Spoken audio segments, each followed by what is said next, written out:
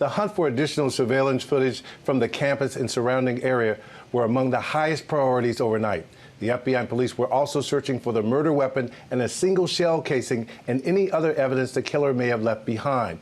Police say early evidence points to the shooter firing from an elevated position. Sources telling me overnight the distance of the shots points to a skilled shooter with considerable experience with firearms.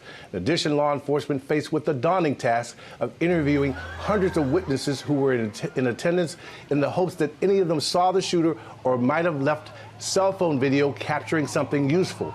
Early on, there was confusion in the chaotic moments after the attack.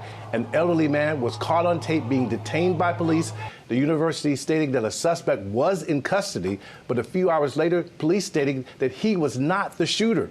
Then the FBI director announcing that a different subject was in custody in connection with the shooting, but less than 3 hours later, authorities released yet another statement saying that both men believed to be persons of interest had been interviewed and released, saying there are no ties, they have no current ties to the shooting.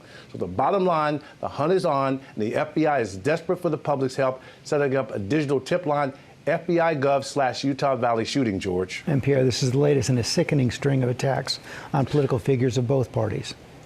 George, there's no clear motive that has been established, but law enforcement is concerned, pointing to a surge in politically motivated violence. You had the 2 attempted assassinations against President Trump while he was running for office last year, the arson attempt against the governor's mansion in Pennsylvania, the Minnesota lawmakers and their families targeted in fatal shootings just a few months ago, and those 2 staff members from the Israeli embassy in Washington who were gunned down in May. And George, I'm leaving out a number of other incidents. Yeah, we could go on and on. Pierre, thanks very much.